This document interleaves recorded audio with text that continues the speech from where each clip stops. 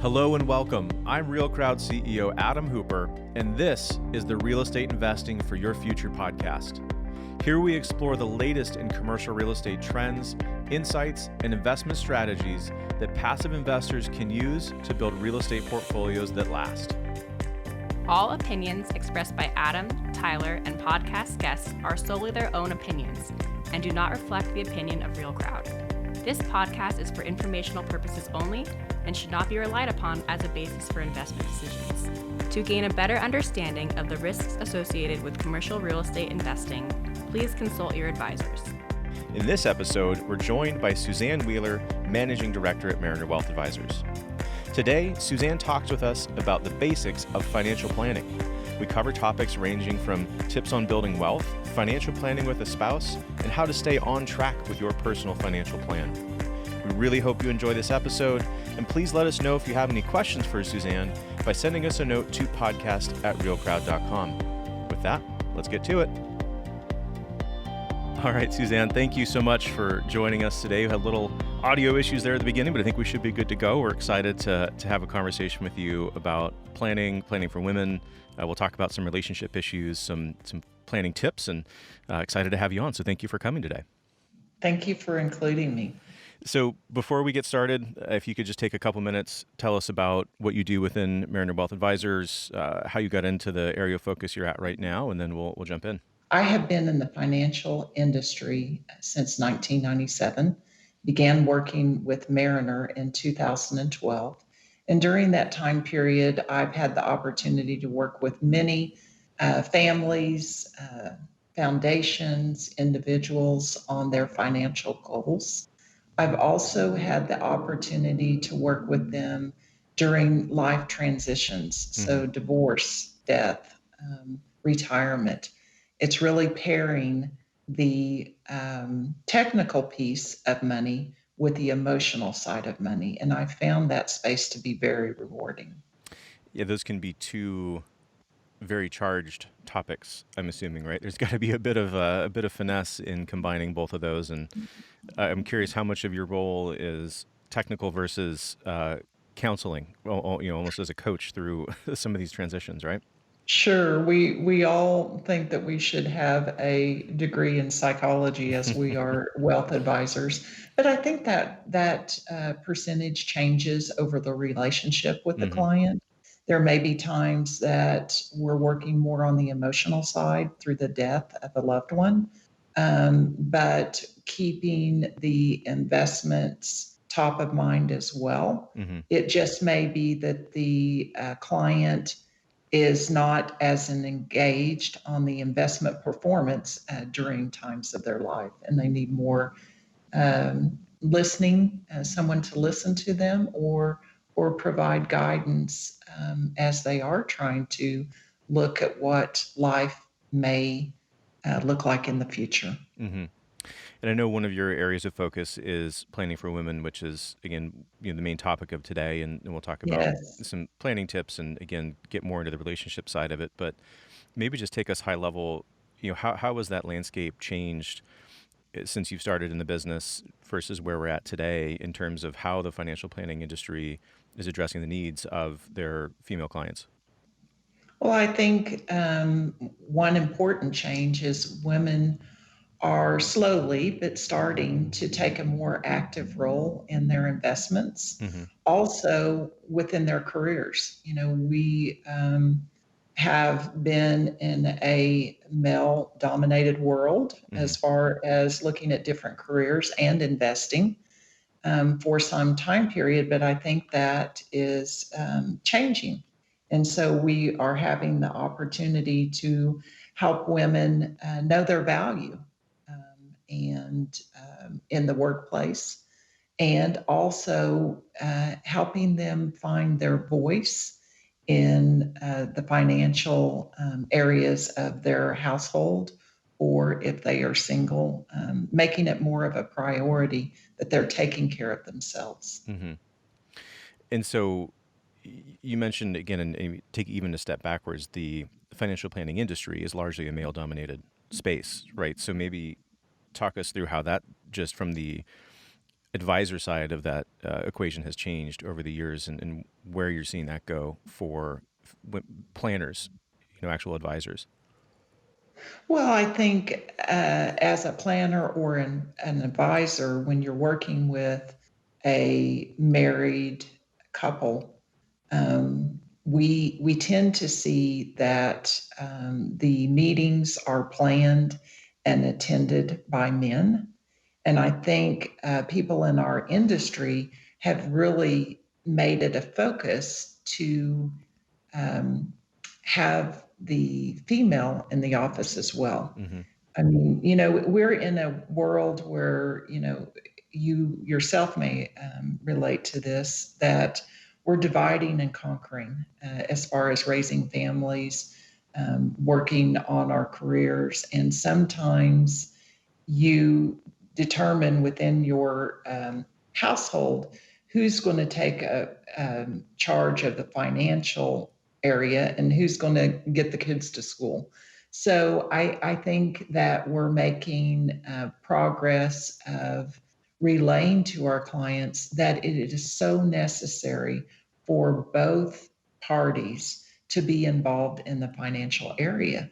Because what we don't want to happen is there is an untimely death or an illness where that person who was leading that role is not able to participate. Mm-hmm. We want everyone to know what's involved, what accounts they have, how they're invested, and what the goals are, and participate in that relationship of defining the goals of the financial plan. And I'm assuming that's today a much more inclusive process than it might have been. Where is there room to improve that? Does that need to be a specific focus? Where does the start of that initiative come? Is it from the clients themselves? Is it from those couples, or is it from the advisor to initiate that inclusion? I would say in the clients that I work with, and I'm pretty confident in the clients that Mariner as a whole works with, we're trying to set that standard at the beginning of a relationship. Mm-hmm. And we discuss how important it is. And I think, people may come to us because they have a need to start their retirement planning or to get their dollars invested. But it's so much more than that. We're really talking about financial wellness and looking at it as a family unit, that Mm-hmm. the goals are designed by the couple, not just a single party. Mm-hmm. And how, do you see that gap closing? I mean, I how has that gone in do. practice, right? What have you seen from the field of trying to be more inclusive with both parties in that planning conversation? I think we are making great strides. You really need to explain the importance of it. With anything, if you know the why, then you can get to making the meetings happen. Mm-hmm. And so many times, it might be just, we'd like to see your wife or we'd like to see your husband, because it's not always the men that are taking the role. Sometimes we do see the women, but we tell them why it's important for them both to be there. Mm-hmm. And I think that really speeds up the process and make it engaging. I know that I have had, in particular, clients that I've worked with that maybe one of the parties didn't feel like they knew enough Mm-hmm. to ask a question. And so when I can read between the lines, I often ask if they would like to meet alone Mm-hmm. or meet 30 minutes after the meeting, so I can answer any questions that they may not have felt comfortable asking, Mm-hmm. and do investment one-on-one. Everybody needs to learn, and so we're there to help them and teach them. Mm-hmm. Can you talk a little bit about the investment gap? Sure. So I think when we talk about the investment gap, we're actually talking about two or three things, and one is sometimes time itself is an investment gap that maybe one party doesn't feel like they have the time to devote to the investment process. I also think there's a gap in maybe the salaries that we have seen, between men and women and the duties. They may be performing the same duties, have the same title, but the salary is somewhat different. Mm-hmm. I think that's improving, but it shows up in their retirement plans.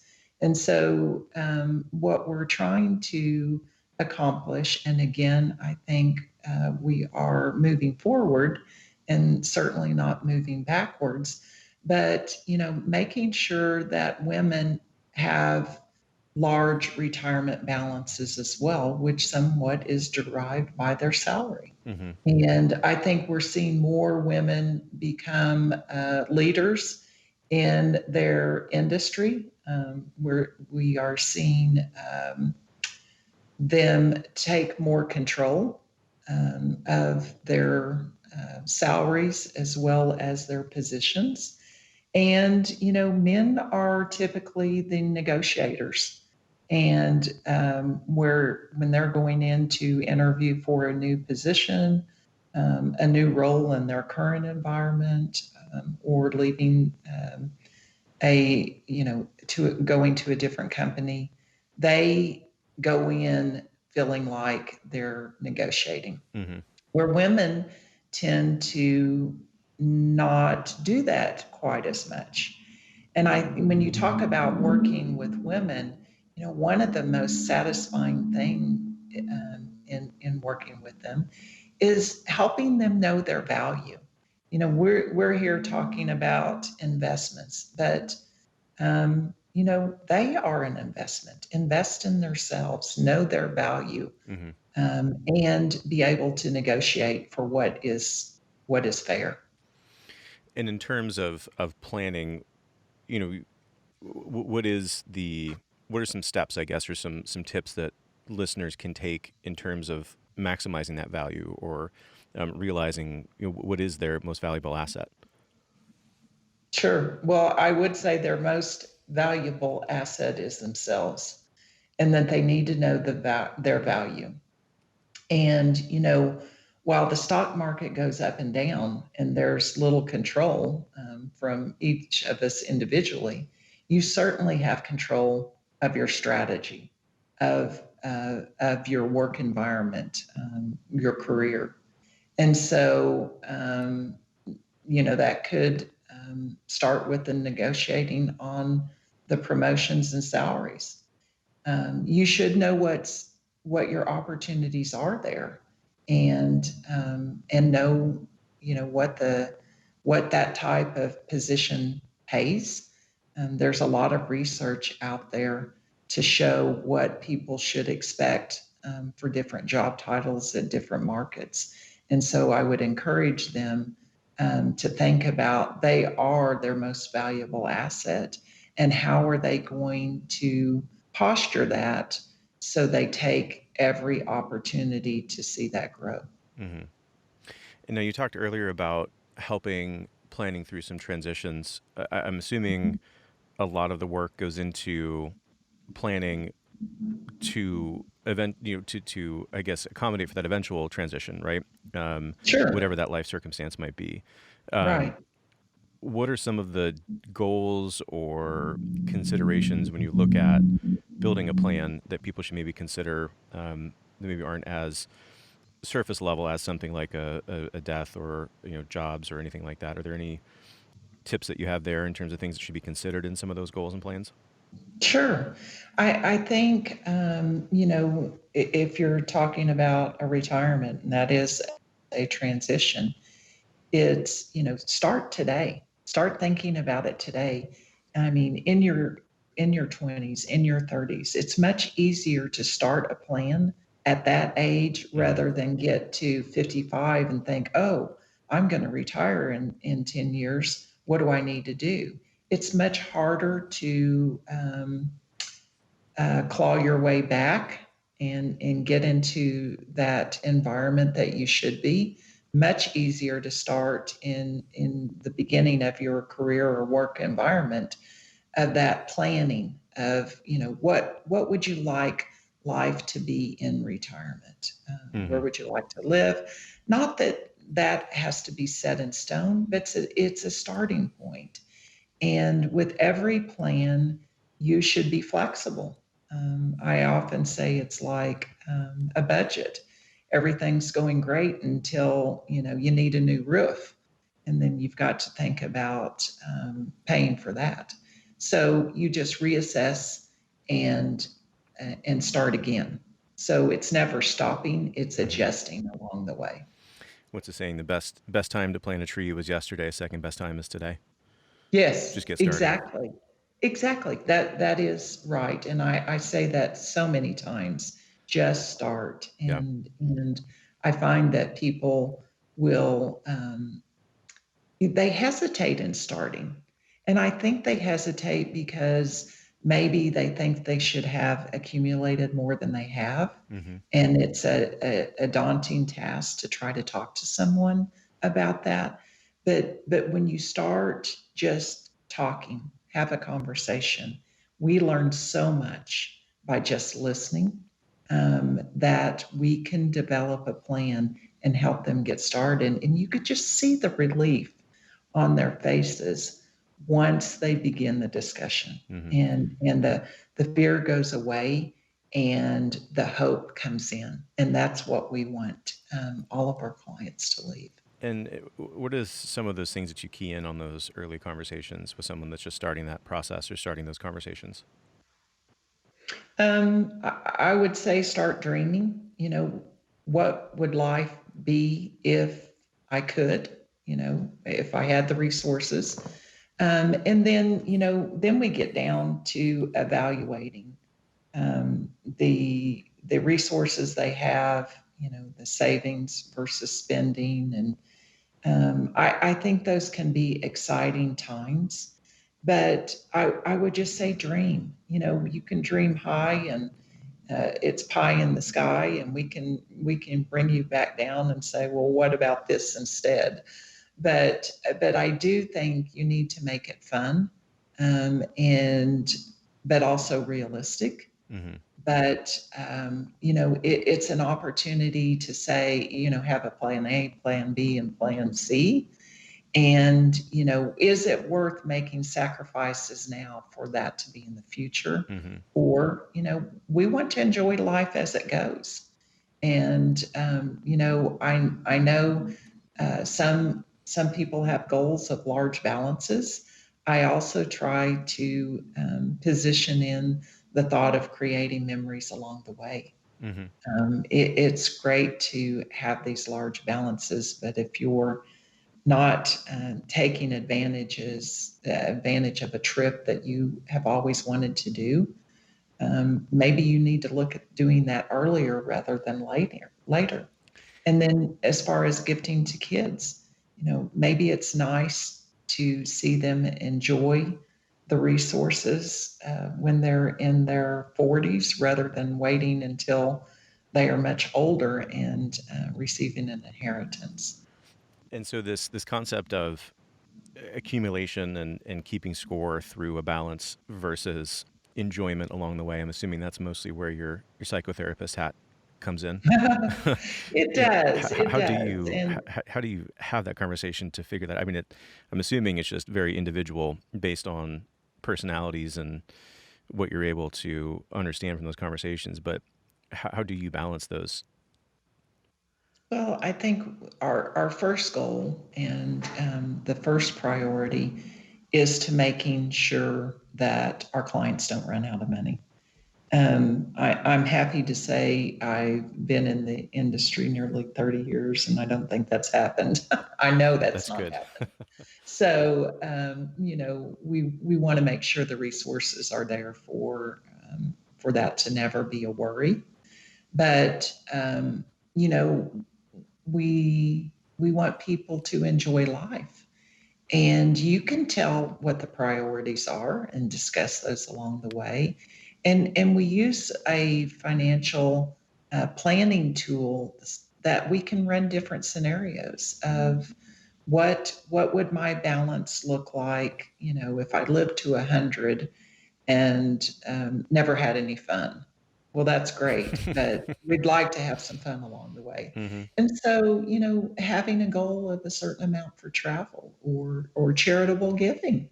A lot of people that we work with are feel so good about giving back, Mm-hmm. and that's a goal for them. It's a goal for myself. And, how do we work towards doing that now as well as in the future? And, maybe there's a thought of educating your children, which should, for most people, it's a priority. And how are we going to do that? I often take time to share with the children about what valuable gift they are receiving by having their college paid for Mm-hmm. by their parents. And it's been interesting because I think they should know the value of that. It's not just I sign up my classes and I graduate. And yes, they have work to do during those years. But what a gift it is to get out of college and not have debt. Mm-hmm. So there's many goals, and it's different from one client to another. But that's what makes my job so fun, is it's not the same day every day, Yeah. and we want people to see what the potential is. And for some, maybe that is having millions of dollars at their death. But I would say more often than not, it's enjoying life along the way, Mm-hmm. and leaving a legacy with their children, with their grandchildren, that's not about money. Mm-hmm. And now getting into the relationship side of that, how do you typically, is there usually alignment in your practice that you see between both parties, or is that usually a finesse conversation of what those goals are? How aligned are those typically? And maybe what are some techniques or conversations that folks can have in terms of how to build some alignment and make those decisions more inclusive rather than one person driving the conversations? Well, I think we do a good job of making sure that everybody is included in the decision. You can read body language, you Mm-hmm. can see the facial expressions, and part of our job that people don't think when they're thinking of hiring a financial advisor is reading between the lines. It's not just about this allocation, this rate of return, this savings number, this spending number will get you to retirement, and that's it. It's so much more that people don't think about at different times and different phases with working with couples. And I think sometimes we are a mediator and ask questions to get the two of them thinking about what could be or what should be. They don't always agree, and we don't always accomplish it, these goals in the first meeting, the second meeting, or even Mm-hmm. in the first year. And there's been times that we've never achieved an outcome on who should take care of the children, be their guardian in the event that we lost both of them. Mm-hmm. Those are very hard decisions, and there's been a couple of times that there was no agreement, and they agreed on everything else in their marriage, but this was tough. And so, how do you combat that? Well, maybe it's taking really good care of yourself, for one. And, we've had people fly on different airlines to get to the same location just so that wasn't a problem. Yeah, those are probably not very easy conversations to have, I'm assuming. They are not. They Yeah. are not. Sometimes they can be right in line with each other, and sometimes they're very far apart. And so we dig down to see why they are far apart, Mm-hmm. and that is the listening and the counseling. It Mm-hmm. certainly has nothing to do with the market. And do you see a difference between single income versus dual income households? I do. I see a lot of difference there at times. Typically when you're looking at a double uh, income family, you can tend to rely on each other and think, oh, well, we can save later, or we're going to spend more during these times because we've got these goals to accomplish and we'll catch up later. To when you're looking at a single individual, they tend to realize they are in charge of themselves and they don't have that other person at this time to rely on helping them meet their goals or save for retirement. So they tend to start earlier and stay on track for the Mm-hmm. majority of the people that we work with. And so maybe what are some of the benefits that you see from households that are able to get to that more joint decision making, more inclusive in the process versus maybe the more historical notion of just one person kind of driving the boat and the other one's just along for the ride?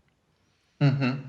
Well, I think, starting the conversation early, developing the goals together, and then sticking with them together, and you're accountable to each other. And I think it can be very successful, but it does take discussion, it does take planning. Have a defined goal. Sit down with a pen and paper and draw a map out. List your dreams, each of you independently, and then bringing them together to see if you're on the same page, or listen to each other's differences of why you have different thoughts on goals. And then, once you get that pared down and you create a plan, I think it's so important to revisit it. It's Mm-hmm. not just one and done. You need to plan times where you can talk about it. Schedule a meeting that it's not like you're out on a date, and I think you should date your spouse. It's not like you're out on a date and decide, oh, the main course has arrived. Let's discuss financial planning.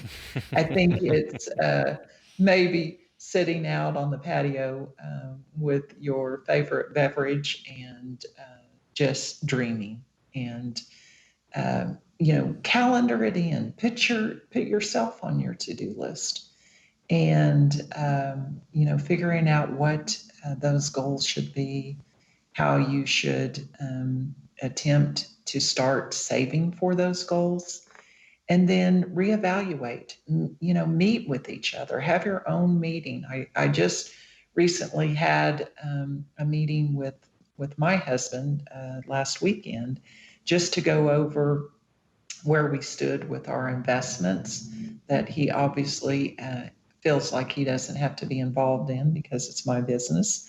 But it's so important for him to know everything about it, whether he feels that or not, because life is uncertainty, and so you need to make sure that you stay engaged and know where everything is. And you will derail. There's no doubt about it. We all do at some point in time. But I think you look back at, why did we get off track? Was it something that was avoidable? Or I think recognizing that you're on track is a great start. And how do we get back to that plan? And is that plan even feasible? You don't want to shoot for the moon and know it's unrealistic. So don't start out doing that. But, was it because we overspent on gifts for each other? And maybe it's an opportunity for each of you to talk about what those gifts meant to you. And, is it really worth derailing the plan? It was it a time where you felt like maybe you two just needed to break away and have a trip and escape reality. That, in my opinion, is necessary for the marriage. And if it derailed you, then so it did. You have your memories that you've created, and you adjust and see how you can change things that gets you back on track, but also allows for those time periods in the future. I do think making time for your marriage is a priority, and probably more so than looking at the financial situation, because you can be in a worse situation if you didn't continue to date your spouse and find yourself in a place where the marriage is not working. And now you mentioned, being able to get back on track once you get off of that plan. Mhm. I'm assuming the better approach is to have something that you can track periodically and figure out maybe before it gets too far off track. So, what are some of Sure. the tools or ways that you can see strategies for tracking that progress, and what does that Mhm. look like? Well, it would look like your 401k statements. Are you investing appropriately with your risk tolerance and a rate of return that you need to meet these goals? Are you taking advantage of maxing out your contribution each year? Or what can you do to change it so you can? But also, I think people will think about retirement, and I've got to save in my 401k, but it's so important to save outside of that 401k, because what some people do, well, they'll think they have this great um, balance for retirement in a qualified plan, but what they don't realize is that when they withdraw funds, they have to pay tax on it. Hmm.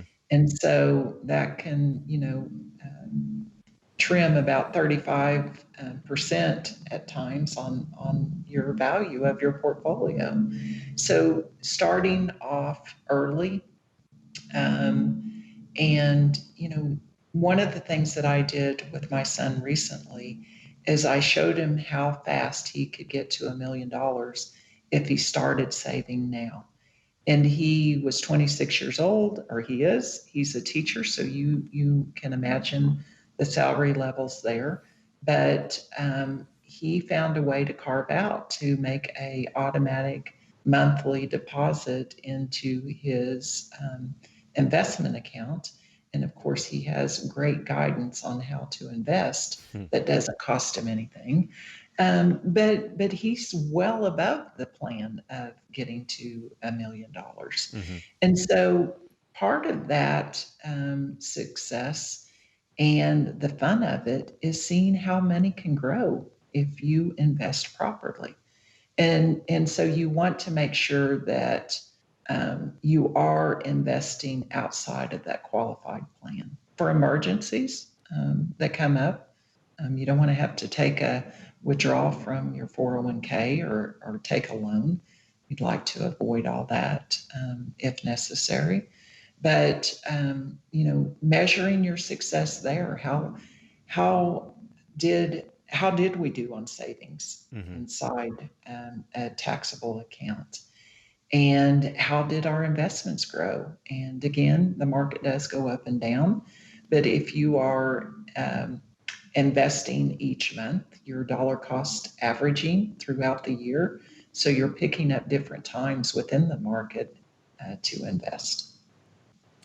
Yeah, it's great strategies and good ways to track there. So I guess as we start to round out today, what are some steps that listeners can take today that are some of the easier wins, some of the lower hanging fruit in terms of getting either re-engaged with a plan they were working with before, or maybe taking some of those steps towards developing that plan? Sure. I would say just start. Hmm. Make a plan. It's Saturday. Saturday's coming.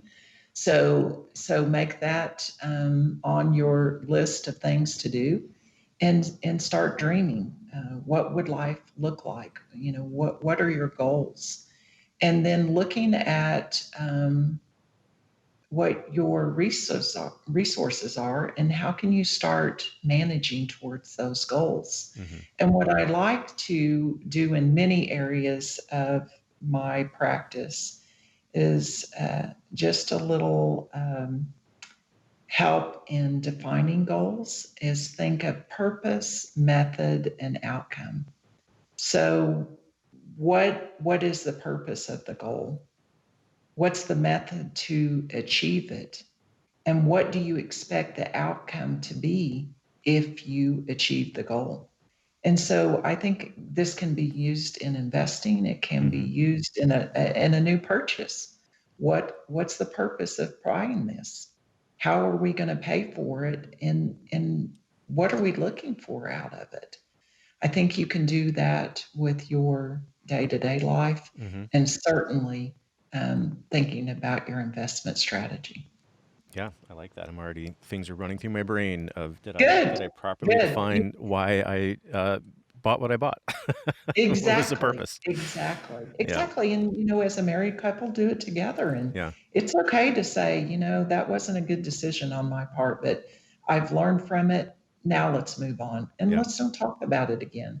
A very good client once told me, you don't catch any fish casting out of the back of the boat. You've always got to cast forward. And that has stuck with me for 15 years now. And don't look back and beat yourself up on mistakes. Learn from them and move forward. I think that's a great spot to start wrapping it up. Um, Anything that we didn't touch on, Suzanne, that you'd like to talk about before we let you go? I would say that just don't be afraid to start. And women, know your value Mm-hmm. and know your expertise, and that you are your most valuable asset. Great. Well, how can listeners learn more about what you're up to with Mariner Wealth Advisors? Sure, you can follow me and Mariner Wealth Advisors on LinkedIn or Twitter. We both post quite a bit there. And then Mariner also has a Facebook page. So you can follow them on Facebook. Um, you can sign up from our website for emails that can come to you that talk about market conditions. We put out something monthly and Mm-hmm. something quarterly, that little tips to follow. We do a lot of internal interviews that on different topics that people have asked us to. So I think you can find a lot of knowledge there on our website or following us at one of those resources. Great. And we'll have links to all of those resources in the show notes as well. So, Suzanne, thank you again so much for coming on today. I know I learned a lot. I think Tyler learned a lot as well. So we really appreciate you spending some time with us. Thank you. It's my passion, and it's an honor to be talking with you. Great. Well, listeners, that's all we've got for today. As always, if you have any comments or questions, please send us a note to podcast@realcrowd.com. And with that, we'll catch you on the next one.